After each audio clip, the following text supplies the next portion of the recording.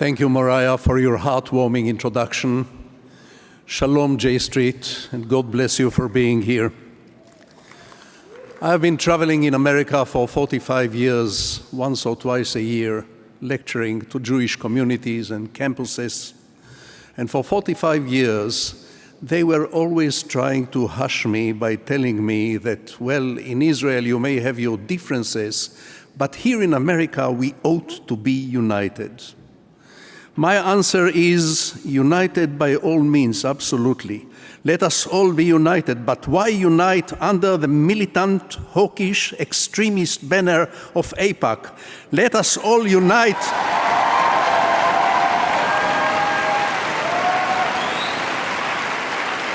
Let us all unite behind the pragmatic, humanistic, and peace-loving ideas of Peace Now and J Street.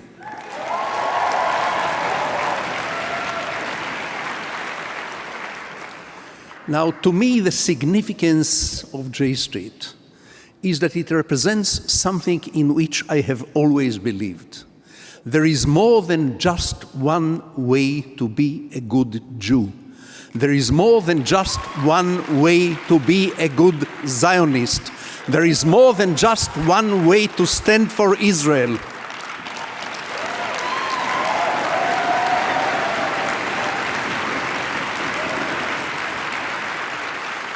Zionism has always been a surname, not a first name.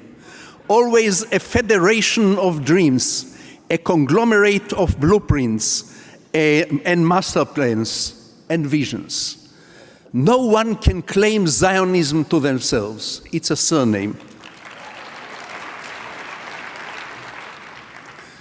Ever since 1967, I claimed that the Israeli-Palestinian conflict, as opposed to the broader Israeli-Arab conflict, the Israeli-Palestinian conflict is a tragedy in the purest sense of the word tragedy, a clash between right and right, a clash between one very powerful claim over the land and another no less powerful claim over the same land, a clash between right and right. Sometimes, as it happens, it becomes a clash between wrong and wrong. The Palestinians are in Palestine because Palestine is the homeland of the Palestinians in the same way in which Greece is the homeland of the Greeks and Norway the homeland of the Norwegians. We Israelis are in Israel for exactly the same reason. Israel is the homeland of the Israeli Jews in the same way in which Italy is the homeland of the Italians, and Spain the homeland of the Spaniards. As individuals, Palestinian people and Jewish people found home in other countries. As a nation, they never had another homeland. We never had another homeland. It's a clash between right and right. Time and again, I am getting wonderful invitations to spend a rosy weekend in a beautiful resort in Europe with Palestinian counterparts, writers and intellectuals, so that we get to know each other, we get to like each other, we drink coffee together, we realize that no one has tails and horns, and the trouble will go away. This is based on a very sentimentalist Western concept that every conflict is essentially no more than a misunderstanding. A little group therapy, a touch of family counseling, the trouble will go away and everybody will live happily ever after. Well, I've got bad news for you. The clash between Israeli and Palestinian is real. Rivers of coffee drunk together cannot extinguish the tragedy of two peoples rightly claiming the same land as their one and only homeland. What we need is not coffee. Coffee is wonderful, especially Arabic coffee. Coffee together is wonderful, but what we need is not coffee. What we need is a livable compromise. Now, I know the word compromise has a terrible reputation, especially with young idealists. They tend to think that compromise is dishonest. Compromise is lack of integrity. compromise is somehow soft. Not in my vocabulary. In my vocabulary, the word compromise is synonymous to the word life. And where there is life, there are compromises.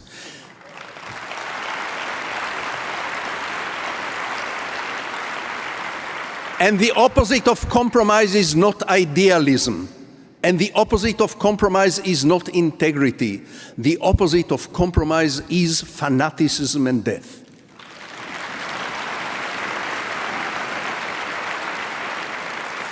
And when I say compromise, I don't mean capitulation. And I certainly don't mean turn the other cheek to your enemy. When I say compromise, I mean meet your adversary somewhere halfway. And believe me, I know one or two things about compromises, having been married to the same woman for more than 50 years now. Now, some new voices are heard recently advocating a one-state solution. Why can't the Israeli Jews and the Palestinian Arabs become one happy family and live happily ever after as a united nation of Jews and Arabs? Well, we cannot live like one happy family because we are not one, because we are not happy, and because we are not family. We are two unhappy families. It is unreasonable to expect Israeli Jews and Palestinian Arabs to jump into a honeymoon bed together after more than 100 years of bitterness and hatred and pain and suffering and bloodshed. What we need is not a honeymoon, but a fair, if painful, divorce.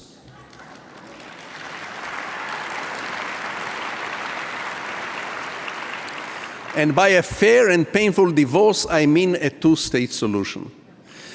Now let me tell you,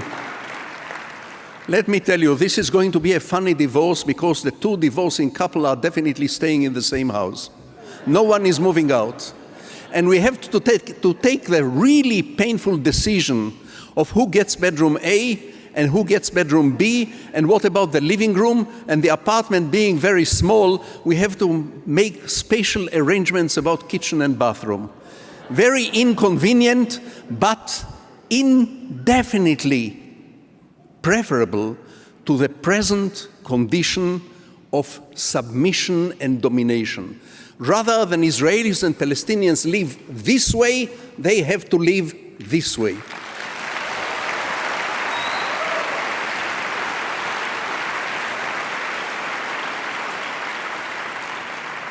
It is very simple. We are destined to divide the house into two smaller apartments. I think it's called in English a semi-detached house. Look at former Czechoslovakia. I envy the Czechs and the Slovaks for conducting a peaceful divorce once they decided they cannot live with each other and they don't want to live under each other. They split the former Czechoslovakia into the Czech Republic and the Republic of Slovakia. This should be a lesson for us. And this will happen. It will take time, but it will happen. I hate to make prophecies. There is too much competition in the prophecy business in my country. And it's dangerous to make prophecies, especially about the future.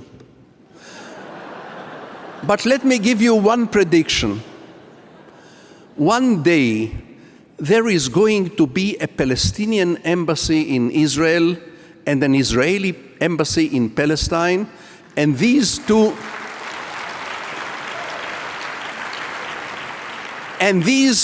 embassies are going to be walking distance from one another because one will be in West Jerusalem and the other one in East Jerusalem.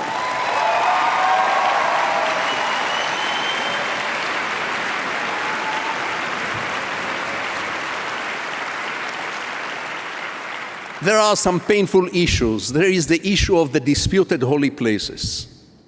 My grandmother had the formula for the holy places many, many years ago. She died 50 years ago, but she had the formula for the disputed holy places. When I was a very little boy, my grandmother explained to me in simple words the difference between Jew and Christian, not between Jew and Muslim, but between Jew and Christian. She said, "You see, my boy, we Jews believe that the Messiah is still to come. They, the Christians, they believe that the Messiah have been here once and he will come again one day. Over this," said my wise grandmother, "you cannot imagine, my child, how much hatred and persecution and bloodshed."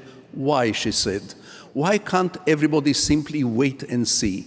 If the Messiah comes saying, "Hello, it's nice to see you again," the Jews will have to apologize to the Christians. If the Messiah comes saying, "How do you do? It's good to meet you," the entire Christian world will have to apologize to the Jews. Until then, live and let live.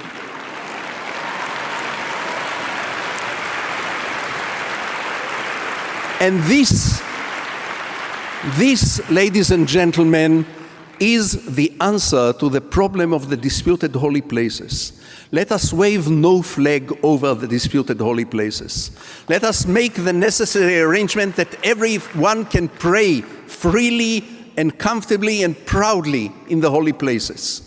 And let the Messiah come and decide, as my grandmother said, which flag will wave over those places. Let us learn how to live with open-ended situations. Now, I've got some good news for you. You are all used to bad news from the Middle East. We have heard from Stav and from Michael good news and bad news from the Middle East. Let me be the bearer of the good news. The majority of the Palestinian Arabs and the majority of the Israeli Jews, according to reliable public opinion surveys month after month, both in Palestine and in Israel, the majority in both peoples accepts, sadly and unhappily, the two-state solution. The majority of the two communities is ready for a partition. This is a tremendous step forward. When my colleagues and I, my friends and I, started campaigning for a two-state solution in 1967, there were so few of us, we could have conducted our national conventions inside a public telephone box. And let me tell you, by the same token, when I started advocating the two-state solution here in America, in Jewish communities in America in the early 1970s, they treated me as if I was preaching the Jewish people to convert to Islam, no less. This is gone. The cognitive block is gone. The majority of the Israelis and the majority of the Palestinians know now that in the end of the day there will be two states. If you passed a public opinion survey between the Mediterranean and the River Jordan, asking every individual, Israeli, Jew, Palestinian, Arab, Israeli, Palestinian, Arab, every individual, not what is your ideal solution, not what do you regard as a just solution, but simply what do you think is actually going to happen in the end of the day. 70% or more will say a two-state solution, a partition. And many will add immediately, this will be a disaster, this will be a crying injustice, we don't trust the others. But they know it now. Painfully, they know it. If I'm to use a metaphor, I would say the following. The patient, Israeli and Palestinian, is unhappily ready for a painful surgery. The doctors are cowards.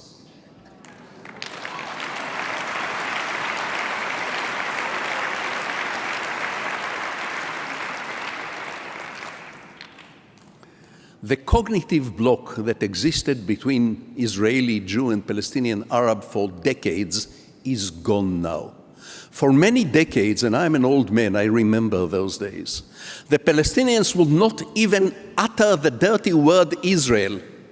They will use euphemisms. They will speak about ad-dawla al-maz'uma, the artificial entity, in order to evade the explicit word Israel. The Israelis, for their part, the majority of the Israelis, would not even use the term Palestinians. They will say the local Arab inhabitants of the country in order to evade the explicit term Palestinians. No more. The Palestinians and the Israelis are now capable of looking eyes. They know now, both in Israel and in Palestine, that the other is real and that the other is not going to go anywhere. This is a very good beginning. When I said that doctors are cowards, I was pointing out at the painful fact that the problem is the leadership on both sides. The problem is the leadership.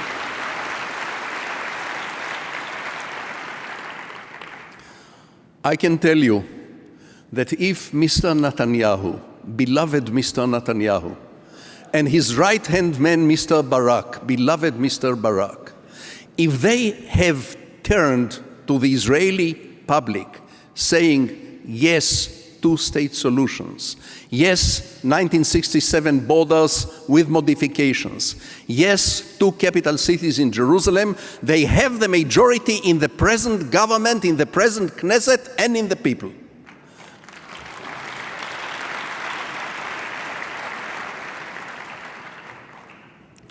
And I'm very pragmatic. This will come. The leaders will emerge. Who they are, I don't know. Perhaps they don't know yet. But history is full of such surprises. Nobody ever expected Winston Churchill, of all people, to dismantle the British Empire. Nobody ever expected Charles de Gaulle, of all people, to take France out of North Africa. Nobody expected Anwar Sadat, of all people, to come to Jerusalem, address the Knesset, and offer Israel peace. Nobody expected Menachem Begin, of all people, to give back the whole of Sinai in return for peace. Nobody expected Mikhail Gorbachev, of all people, to dismantle the Bolshevik bloc. People are open-ended. I say this professionally. I say this as a storyteller. I say this as a novelist. People are open-ended. You are open-ended. Every one of you is open-ended. People are capable of surprising not only their immediate friends and family, people are even capable of surprising themselves. So I don't know who will be the leader or the leaders, who will carry out the necessary surgeries. But I know that this leader or those leaders are already amongst us. They are alive. I wish I knew how old they are. My friends, vis-à-vis the Palestinians, I don't want to idealize the relations. Some people say, first we have to get to love each other, first we have to forgive each other, first we have to embrace each other, first we have to hug each other, then we can make peace. As long as we don't hug each other in tears, saying, oh brother, what have I done to you? Will you ever forgive me? As long as we don't engage in such a Dostoevskian scene of reconciliation, peace is not real. Throughout history, the opposite is the cause. First, nations make peace with clenched teeth and sometimes with malintentions. Then, gradually, over generations, the hard feelings de-escalate. There is an emotional de-escalation. You know, vis-à-vis the Palestinians, my slogan has always been, make peace, not love.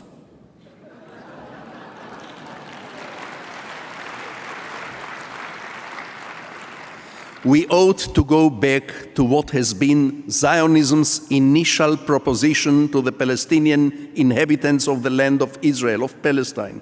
Recognition for recognition, security for security, statehood for statehood, Jerusalem for Jerusalem.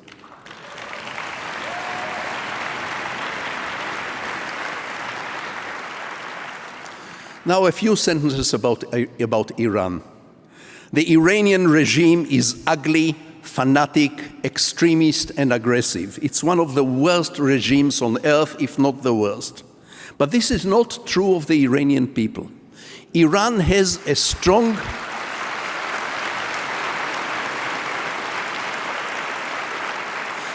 Iran has a strong, meaningful, secular, pragmatic middle class. Millions and millions of Iranians are not enemies of Israel. They are enemies of their own regime. Now, the Iranians have the know-how and the motivation to build a nuclear weapon.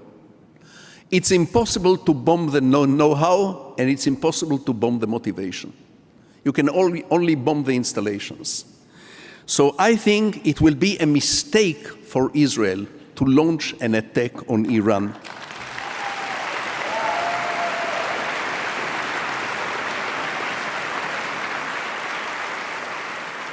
And let us not be misled by the demagogical comparisons between the present condition of Israel and the Jews during the Holocaust.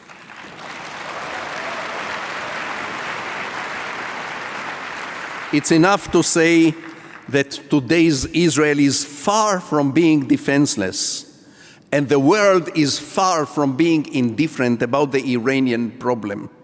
Iran is the problem of the whole world, not a problem of Israel alone.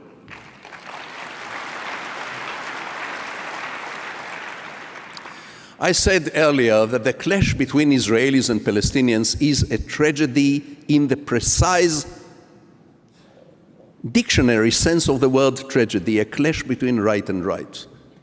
Now, tragedies can be resolved in one of two manners. There is the Shakespearean manner of resolving a tragedy, and there is the Anton Chekhov tradition of resolving a tragedy. In a tragedy by Shakespeare, in the conclusion, the stage is covered with dead bodies, but justice prevails somehow high above. In the conclusion of a tragedy by Chekhov, everybody is disappointed, disillusioned, bitter, melancholy, sad, but alive. Ladies and gentlemen, we are not seeking a happy ending to the Israeli-Palestinian tragedy. There can be no happy ending. But my friends and I, and you, J Street people, we are engaged in a struggle to find a Chekhovian, not a Shakespearean conclusion to the Israeli-Palestinian tragedy.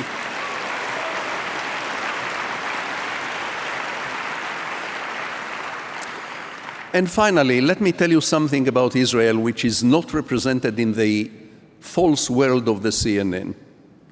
Today's Israel is undergoing a remarkable golden age in the arts, in literature, in theater, in the music, in technology, in the science. Usually, golden ages are viewed in perspective. Once they are gone, people say, aha, these were our finest years. Not so in today's Israel. The nation is bursting with creativity. The literature, the theater, the art, the visual arts, the music, the science, the technology, the inventiveness is amazing on a universal and international scale.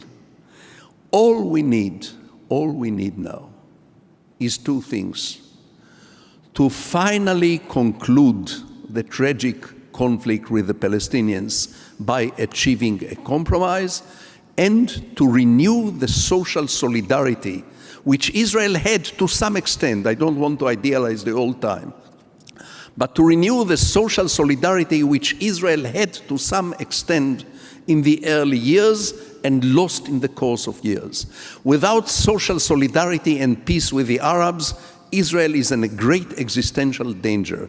With peace with Palestine and a renewed social solidarity, Israel is paradise on earth.